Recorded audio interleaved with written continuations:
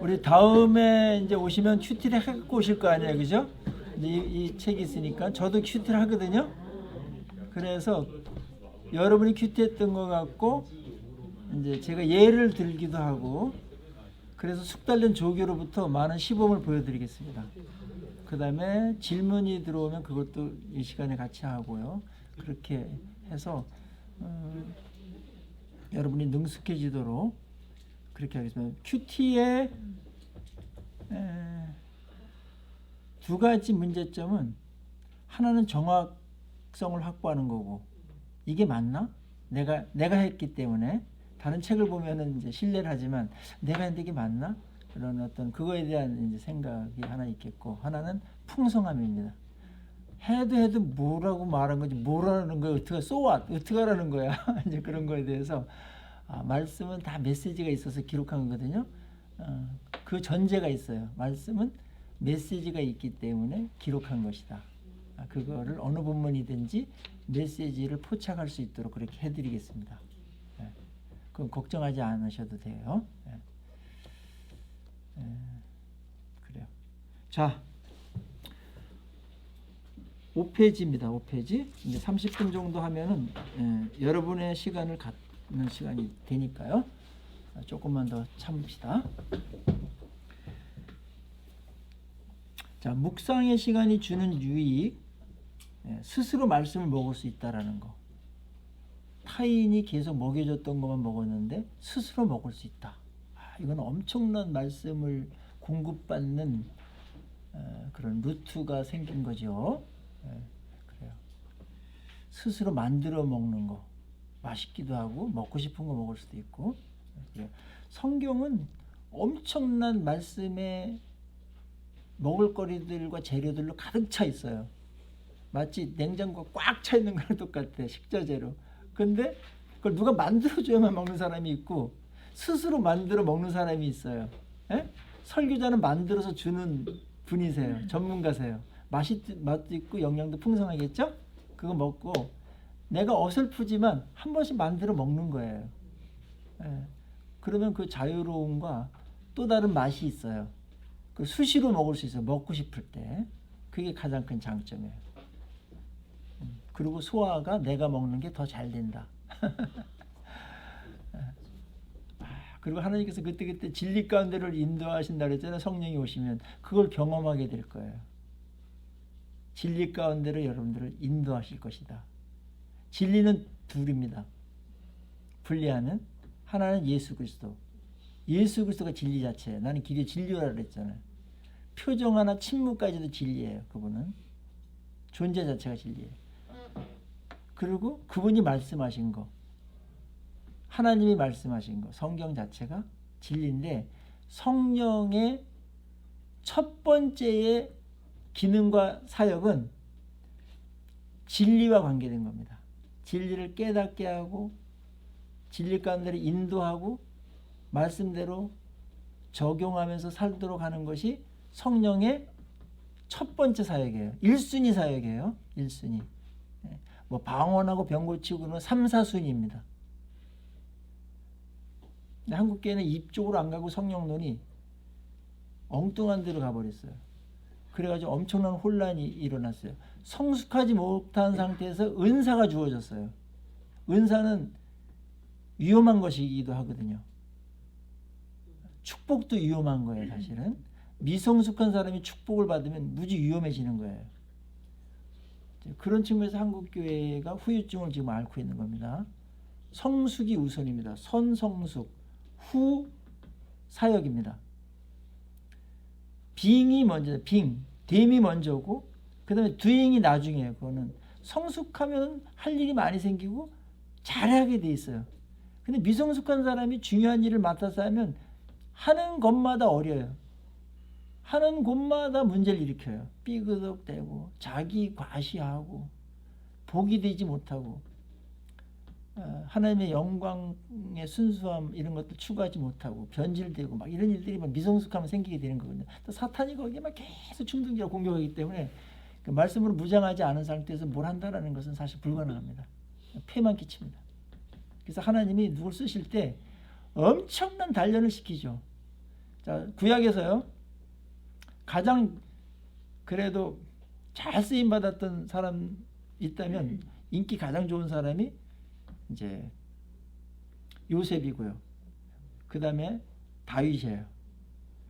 그분들의 지위가 높은 것 때문에 더 인기가 좋을 수도 있어요. 근데 그만큼 위험했던 것이거든요. 그래서 다윗은 또 그 다음에 요셉은 엄청나게 하나님이 돌리세요. 다윗은 기름 부음 받기 전까지는 평탄하게 잘 지냈고 나름대로 신앙생활 잘했어요. 그런데 기름 부음 받은 이후로 사선을 넘나드는 훈련을 시킵니다. 말씀을 묵상하는 훈련, 하나님만을 의지하는 훈련, 고독한 시간을 어떻게 보내야 되는지, 원수를 어떻게 대해야 되는지, 이런 것들 다 훈련시킨 다음에 이제 왕이 되죠. 그래도 실수를 한 번 하지만 그만큼 잘한 사람도 없죠. 요셉은 도련님으로 잘 컸어요. 자색 옷을 입으면서 아버지의 사랑을 받으면서 그렇게 잘 컸어요. 그런데 꿈을 꾼 이후로 고난의 길에 접어듭니다. 딱 보세요. 왕으로 기름 부음 받는 순간부터 훈련으로 들어갑니다. 혹독한. 그 다음에 꿈을 꿉니다. 그죠? 굉장한 꿈이었죠. 꿈꾼 이후로 팔려가 버립니다. 그래서 나는 큰 인물이 될 거야. 비전을 크게 가져야 돼. 그래서 한국교회는 그렇게 젊은이들과 어린이들과 다음 세대에게 많이 요구를 했죠. 그거는 중요한 것이에요. 그러나 꿈이 클수록 크게 쓰임 받을수록 혹독한 훈련을 반드시 받아야 된다는 거. 그렇지 않으면 그 자리와 그 쓰임이 축복이 아니라 재앙이 될 수 있다는 거. 꼭 명심하셔야 됩니다.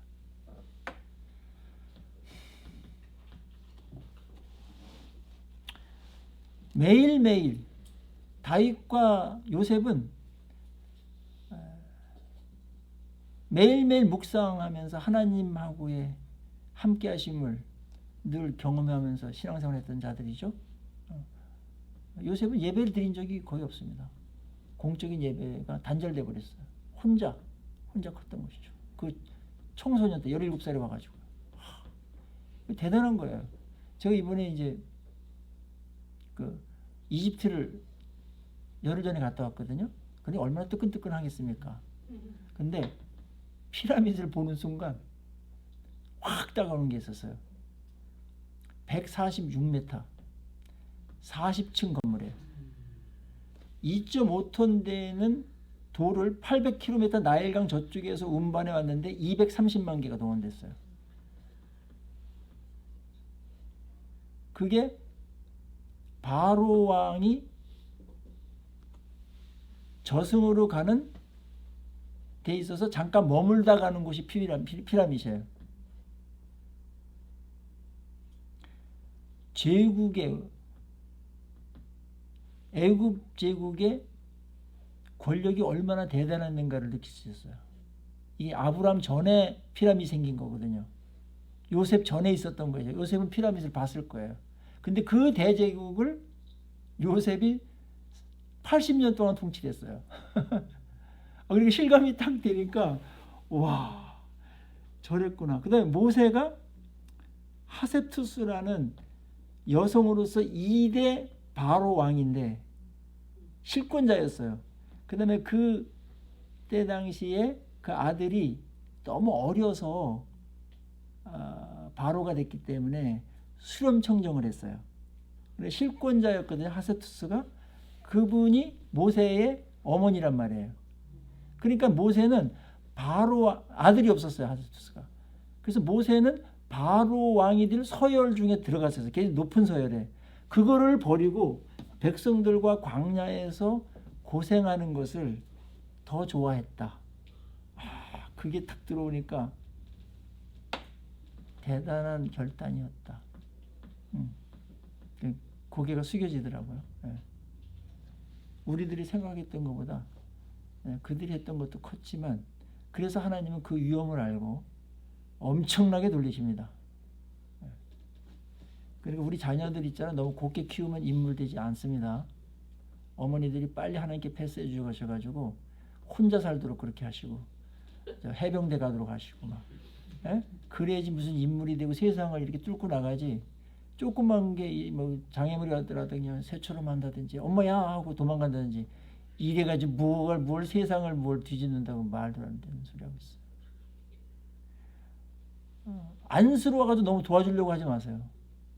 그리고 말씀으로 스스로 단련하도록 내모세요. 아셨죠? 예.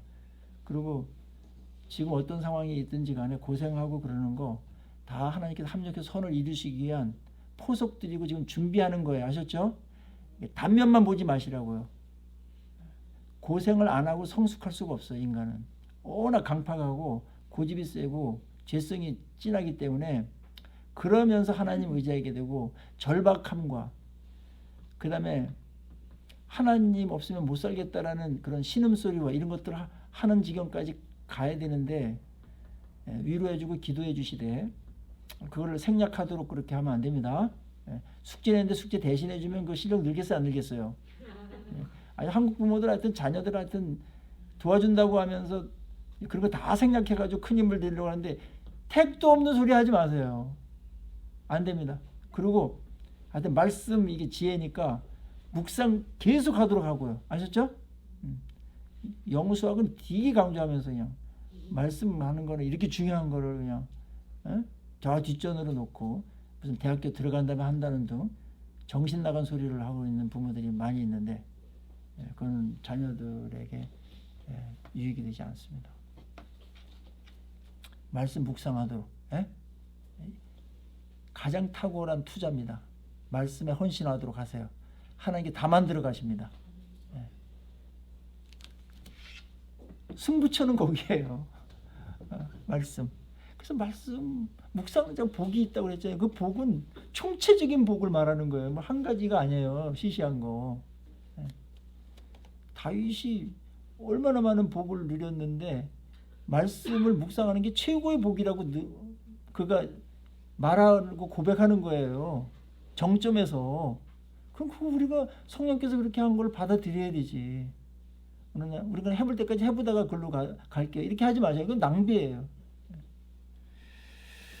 자, 묵상의 시간은 우리의 삶과 우리 자녀 교육과도 깊은 연관이 있고요. 저는 어떤 사람들을 신뢰하냐면 말씀을 묵상해서 자기를 계속해서 이제 변화시키는 사람은 신뢰하지만 그렇지 않은 사람은 저는 인간 자체를 신뢰하지 않습니다. 인간은 원래 신뢰할 만한 존재가 아니거든요. 물론 사랑하고 존중하고 인간의 가치는 제가 인정하지만 어떤 일을 할 때 신뢰는 안 합니다. 그래도 신뢰할 수 있는 사람이 된다면 말씀 갖고서 매일매일 나를 고치고 교정하고 자라가는 사람들은 지금 약간 형편없더라도 시간이 갈수록 그 사람은 아주 갖춰진 그런 사람이 되거든요. 그렇게 가면 됩니다. 이런 일꾼이 이제 한국교회에 진짜 필요한 때가 됐고 이렇게 준비만 된다면 자리는 얼마든지 많이 만들 수 있습니다. 애굽에 가서 총리 자리를 만들어내는 하나님이신데요. 뭘 못 만드시겠어요? 없으면 티오 만드신다니까요. 걱정하지 마세요. 자, 묵상이 주는 유익, 스스로 말씀을 먹을 수 있다. 두 번째, 전인격적으로 성숙한다. 릭 워렌이라는 아주 유명한 그 미국의 그 목회자 있었죠. 목적이 이끄는 삶, 디모데에서 나온 아주 초대형 베스트셀러를 지었던 그리고 이제 백악관의 그 지도 목사였던 릭 워렌. 그가 이런 말을 했어요. 저는 날마다 하나님과 경건의 시간을 갖는 것보다 더 영적 뿌리를 깊이 내리게 만들어주는 일을 알지 못한다. 이분이 사역을 엄청 잘하신 분이거든요. 열매도 엄청나게 많고 그 다음에 목적이 이끄는 사람을 보면은 이 정도를 어떻게 이렇게 정리를 잘했지? 제가 감탄하면서 봤어요. 한 목사로서 어떻게 이렇게 정리를 아주 명료하면서도 핵심과 본질을 이렇게 어떻게 잘 조화를 이루면서 썼지? 그런 몇 안 되는 책 중에 하나였어요. 근데 그분이 이런 말 한 거예요. 저는 날마다 하나님과 경건의 시간을 갖는 것보다 더 영적 뿌리를 깊이 내리게 만들어지는 일을 알지 못한다.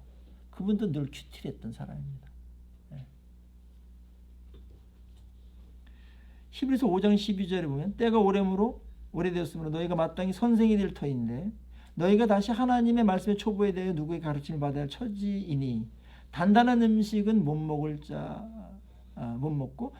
젖이나 먹어야 할 자가 되었도다라고 이제 조금 한탄하는 그러한 히브리서 기자의 말씀을 우리가 읽을 수 있죠. 그래서 우리가 믿은 지 오래가 되면 때가 되면 선생이 돼야 돼요. 아셨죠? 어떤 선생이요? 뭘 가르치는 선생이요? 말씀이요. 말씀 가르치는 선생이 돼야 돼요. 여러분들 제사장이기 때문에 가정에서 자녀들한테 선생이 돼야 되고 교회에서는 주일학교나 후배들과 새로 믿은 사람들에게 선생이 돼야 됩니다. 직장에서는 믿지 않는 사람의 복음을 전하는 자가 돼야 되고 직장에서도 한두 명 정도는 말씀으로 양육하는 그런 일들을 하고 있어야 돼요.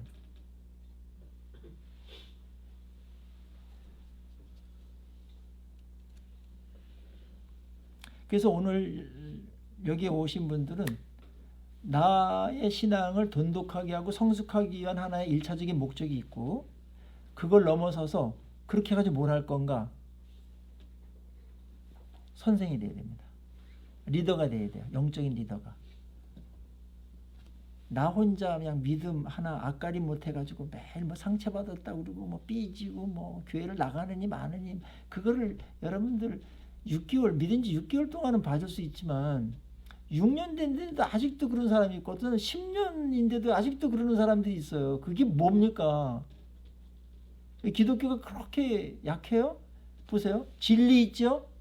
성경 있죠? 예수님의 사랑이 있죠? 하나님의 사랑? 성령이 있으시죠? 좋은 공동체가 있죠?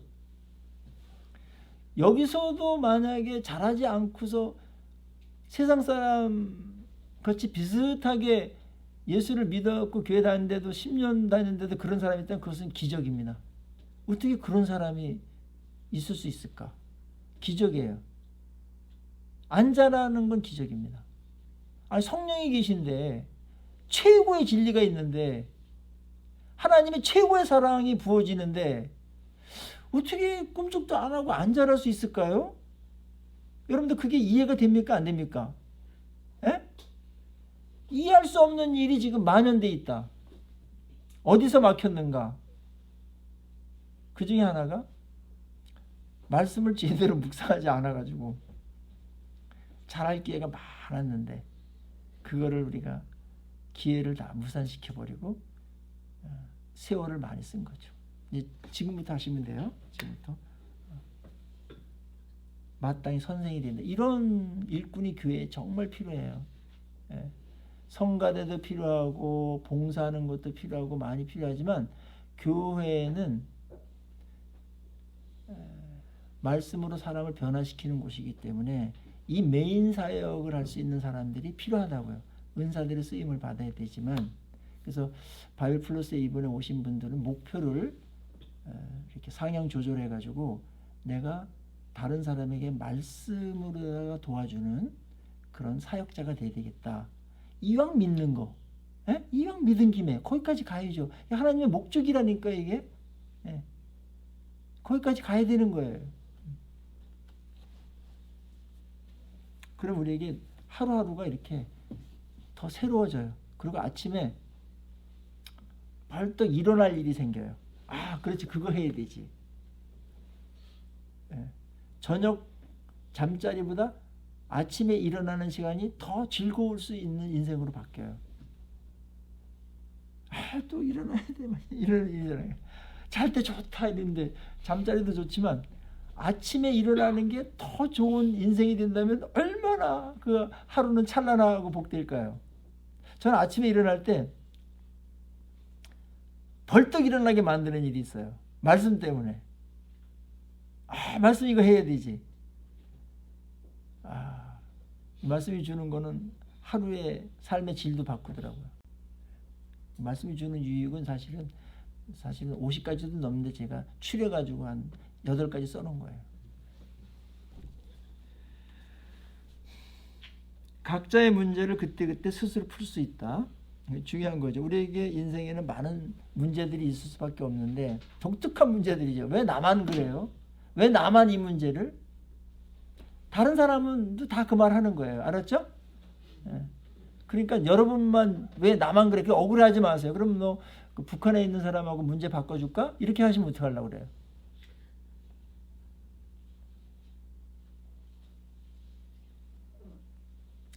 하나님이 나에게 주는 문제가 있어 한번 풀어보라고.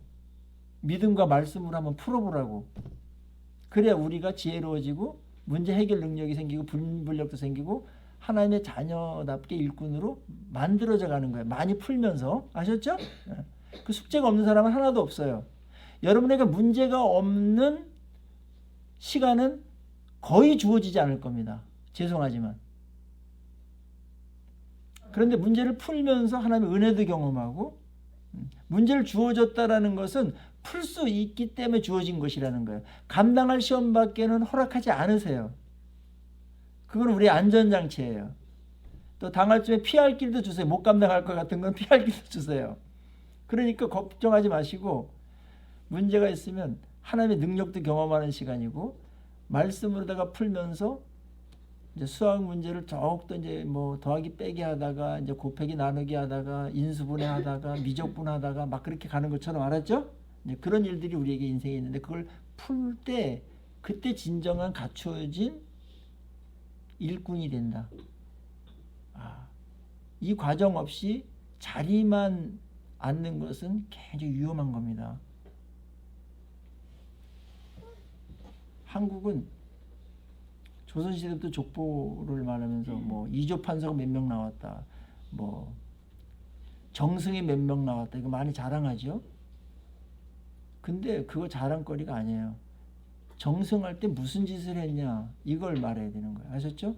등 쳐먹었냐, 아니 백성 진짜 잘 이렇게 섬겼냐, 에? 이게 문제가 되는 거죠. 하나님 그거 갖고 따지지 무슨 자리 했다, 이거는 하나의 은사인데 그건 자랑거리가 안 되는 거예요. 맡겨줬을 때 잘해야 되는 거죠. 그러기 위해서 말씀으로 내가 형성되어지면서 문제를 또 말씀으로 풀면서 가는 일들을 경험하면서 축적되는 거예요. 내공이 쌓여야 되는 거예요. 내공이. 그럼 어떤 문제를 만들어도 여유 있게 풀고 가. 그래서 그게 다른 사람에게 도움이 되는 거예요. 그게 복이 되는 거예요. 그게 요셉이 했던 일이에요. 풀 수가 없잖아요. 요셉이 풀었던 거예요. 다윗도 이스라엘 매일 빌빌대고 막 그랬던 것을 하나님의 말씀으로 풀어서 그렇게 간 거예요. 이게 이제 리더가 되는 거거든요. 각자 하나님께서 이 땅에 괜히 보낸 게 아니고 할 일이 있는 겁니다. 저는 요즘 이런 생각을 해요. 우리 신앙인들은 계주 선수와 같다 이런 생각을 했어요. 계주는 어떻게 해요? 자메이카하고 이제 미국이 계주의 강대국이거든요. 올림픽에서 보면 이제 1, 2등을 다투는데 쫙 출발하면 이제 그 바톤 받는 사람이 막 준비하자 이렇게 몸 쫙 막 풀고 있다가 잘 보다가 응원 막 하면서 하다가 이제 최선의 상태에서 받으려고 이제 바톤을 받죠. 그 다음에 자기가 뛰어야 될 그 구간을 최선을 다해서 뛰죠. 100m를. 그것처럼 우리가 바톤을 받을 때 준비를 잘해야 되고 바톤을 떨어뜨리면 끝나는 거예요. 그리고 바톤을 안 받으려고 해도 심각한 문제가 생기는 거예요. 그 다음에 바톤을 받긴 받았지만은 대충 뛰면은 모든 게 다 숲으로 들어갈 수가 있는 거예요. 여러분들이 우리 모두가 이 시대를 살아간다라는 것은 아브라함 그 이전서부터 계속해서 바톤 터치를 해가지고 왔고 한 구간을 열심히 살았고 헌신했던 사람들에 의해서 우리가 복을 누리고 있는 거예요. 저는 그런 분들에게 굉장히 고마움이 있어요. 구간을 잘 감당한 사람들에게. 이제 우리 차례거든요.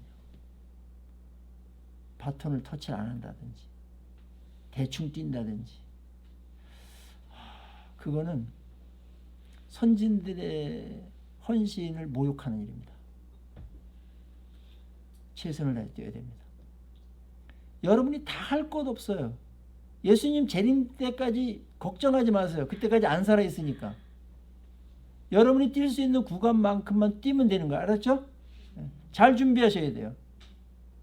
뛰기 위해서 그 사람들이 그 운동장에 들어섰을 때 얼마나 많은 준비를 했는지를 우리는 잊어버리면 안 돼요. 잘 뛰네.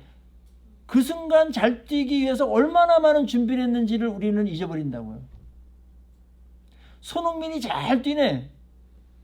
그리고 뭐 주급이 뭐 7억 받네. 엄청나게 받네. 그래서 뭐 1분에 뭐 몇백만 원씩 받네. 이렇게 계산이 나올 수도 있거든요. 뭐 센 거죠. 근데 그 이전에 그가 어려서부터 얼마나 혹독한 훈련을 했는 거에 대한 준비의 보상으로 주어진 것이지 경기 몇 분 뛰었다고만 준 것이 아니라는 거예요. 그래서 우리는 준비를 최선을 다해서 준비한 것만큼 더 잘할 수가 있으니까. 그래서 일상은 굉장히 중요한 거예요. 아셨죠? 일상은 엄청나게 중요한 훈련의 시간들이거든요. 일상을 그래서 주야로 묵상해라. 주야로 묵상할 때 우리도 모르게 많이 가다듬어지고 준비된 자들이 되는 거죠. 하나님의 인도를 받을 수 있고 성경 전체를 묵상하게 돼요. 이제 이게 매일 성경의 장점이 뭐냐면 성경을 한 구절도 빠지지 않고 계속 돌리거든요. 근데 6년 정도 하잖아요. 그러면 성경 전체를 한번 묵상하는 거예요. 신구약도 조화들 잘 읽고 계절 절기랑도 잘 맞춰놨어요. 그리고 집필진들이 굉장히 성경적이고 아주 건강한 그런 분들이 그것을 집필하는 거로 제가 알고 있고 그래요. 그래서 여기다가 계속해서 이걸 따라가다 보면은 여러분들이 어떤 일이 벌어지냐면 성경 한 권을 다 묵상할 수가 있다. 읽는 정도가 아니고 묵상할 수가 있고 그리고 거기서 얻어지는 좋은 결과 중에 하나는 뭐냐면 여러분들이 균형 있는 신앙인이 된다. 그게 무슨 말이냐면 우리가 좋아하는 구절이나 좋아하는 설교만 들으면 편향성을 갖게 되잖아요. 근데 성경은 좋아하는 데만 읽으라고 준 책이 아니잖아요. 한 두루마리씩 줬기 때문에 인간의 편향성을 균형을 맞춰주기 위해 가지고 한 권씩 계속 뛰어나가면서 그 균형을 비로소 유지하게 돼요. 밑줄 빨간 줄 긋은 것만 계속하면 그런 데는 강해지는데 밑줄 안 친 거는 성경이 아닌가요? 그것도 우리가 다 살아내야 되는 것이거든요. 우리에게 필요한 것이기 때문에 그런 것까지 한번 쫙 가면서 균형이라는 것이 뭔가 그림이 그려지는 거예요. 이제 그것은 굉장한 여러분한테 유익을 줄 것입니다. 그렇지 않으면은 인간은 자기 경험, 기호, 성향, 그다음에 교단, 담임 목사님의 어떤 그런 강조 그것에 의해서 어느 한쪽으로 치우칠 가능성이 매우 농후해요. 그 편향성을 인간은 무지 좋아하거든요. 한국 사람들은 또 좋은 건 되게 좋아하고 싫은 거 아예 싫어하고 뭐 이런 게 이제 사회에도 지금 많이 나타나는데 신앙에도 그런 게 있어요. 그래서 성경에서 좌우로 치우치지 말라고 그랬잖아요. 좌우로 치우치지 말라. 에? 성경도 우익이 있고 좌익이 있다니까. 우익은 뭐냐면 막 신비주의 쪽으로 막 가고 막 그런 사람 기도파 이런 게 우익이라면 좌익은 냉철한 어떤 말씀 분석과 이쪽으로만 가는 거예요. 양쪽 다 극단으로 가는 거는 좋지 않습니다. 둘 다 조화를 이루어야 온전한 글쓰기 되니까요. 이제 그런 거는 성경 전체가 잡아줘야 된다. 신학도 필요하지만 소그룹을 인도할 수 있는 리더가 된다. 그 다음에 6페이지 보세요. 지혜로워진다. 이 지혜로워진다는 게 성경 묵상할 때 지혜가 막 생기거든요. 자, 최고의 지혜는 뭘까요? 성경이죠. 그래서 잠언서에서 정금보다 귀하다. 라는 얘기를 계속하면서 지혜는 정금보다 귀하다. 그 얘기를 또 해요. 그때의 지혜는 일반 은총적인 지혜도 있지만 성경의 적용을 말하는 겁니다. 결국은 지혜 싸움인데요. 세상은 수로 본다면, 바둑으로 본다면 지혜의 수가 세상은 한 3급 정도 됩니다. 사탄은 수로다 본다면 2단 정도 돼요. 2단. 우리는 일반적으로 수로 본다면, 바둑으로 친다면 8급 정도 됩니다. 보통 사람들이. 그럼 8급이 2급을 이길 수 없고 2단은 더 못 이겨요. 1000번 뛰면 1000번 다 지게 돼 있어요. 일부러 지지 않는 한. 그럼 우리는 절망이죠. 그럼 우리는 어떻게 이길 수 있는 길이 있을까요? 유일한 길이 하나 있어요. 뭘까요? 유일한 길. 많이 모여서 있다? 8급짜리끼리 100명 모여 있어도 매일 8급이에요. 아셨죠? 고수 한 명 못 이겨요. 그게 지혜입니다. 열심히 한다? 8급이 밤새도 열심히 해야 7급밖에 안 됩니다. 안 돼요. 한 가지 이길 수 있는 비법이 있어요. 뭘까요? 가르쳐 드릴까요? 실은 가만두시고. 한 가지 있어요. 이게 뭐냐면 고수를 옆에 세워놓고 훈수를 받는 거예요. 근데 그게 허용이 돼. 우리 싸움에는. 바둑엔 그게 안 되는데 허용이 돼요. 최고의 고수가 누구예요? 하나님이에요. 하나님은 어느 정도 고수냐면 900단도 넘으세요. 거의 AI보다도 더 높으세요. 그래서 하나님이 시키는 대로 따라 뛰는 게 하루하루 묵상하는 것이고 그렇게 사는 것이고 순종이 그렇게 살다 보면 무조건 이기게 돼 있어요. 지는 게 기적이야. 그때부터는 시간이 여러분의 편이 돼. 맨 처음에는 이해가 안 돼. 왜 이렇게 2점 잡아먹지? 왜 이렇게 안 들어먹을까? 이해가 안 돼. 손해보는 것 같아. 근데 나중에 개가를 할 때면 반드시 이기게 돼 있어요. 지혜입니다. 이게 얼마나 감사합니까? 근데 내가 생각하는 거랑 하나님이 하라는 거랑 말이 이게 안 맞아요. 하나님 그게 뭡니까? 이렇게 때문에 이런 순간 자충수가 되고 패착이 되고 악수가 되는 거예요. 그래서 순종이 최고의 지혜인 거죠. 그래서 순종이 최고의 지혜다. 성경은 우리를 최고의 지혜의 책이기 때문에 지혜롭기도 하고 지혜로운 삶으로 우리를 인도하십니다. 최고의 지혜입니다. 최고의 900단이신데요. 뭐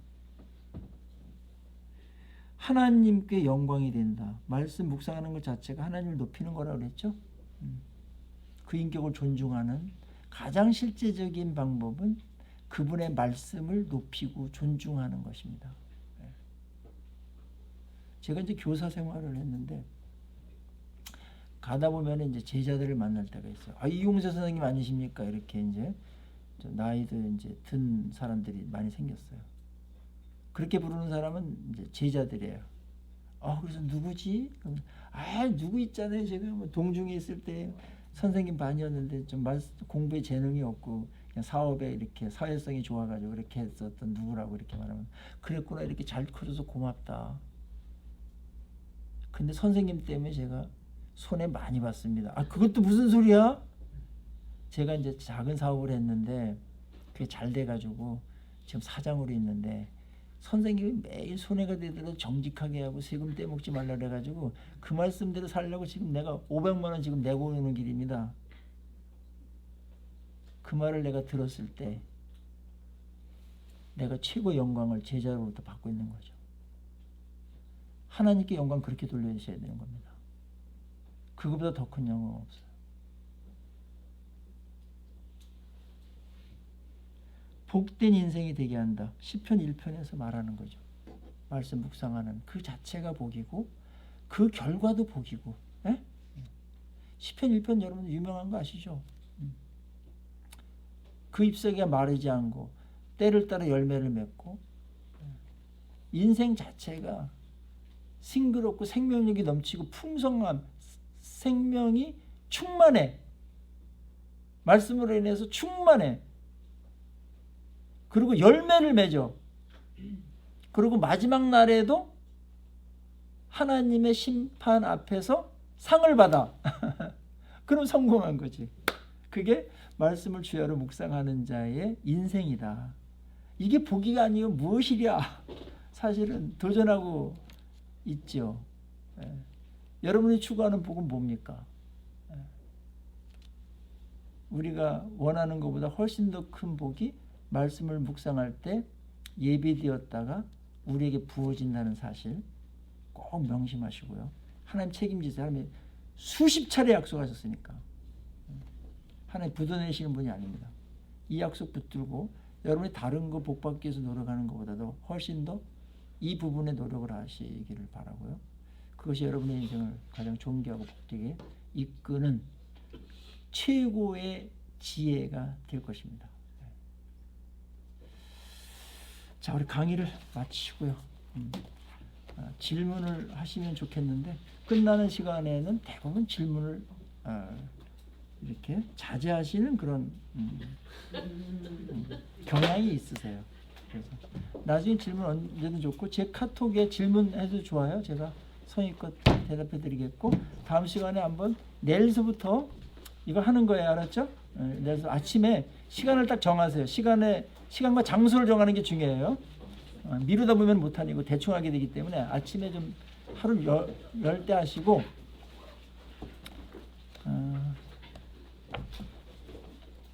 그리고 그것을 하면서 이거를 하면은 그게 무슨 말을 하는지 더 확 하고 와닿을 수가 있을 것 같습니다. 오늘 피곤하신데 우리 개강 첫날 경청해 주셔서 감사하고 이렇게 오프라인으로 만나서 감사하고 가능하면 이 자리에 나와서 하시는 게 가장 좋으신데 너무나 피곤하실 때 정직하게 너무나 피곤하실 때는 집에서 하셔도 되지만 가능하면 나와서 하시는 게 좋겠다. 일주일에 매일매일 나오시지 마시고 한 번만 나오세요. 목요일 7시에 한 번만 나오시면 되겠습니다. 자, 강의 잘 들으셔서 감사합니다. 강의 마칠게요.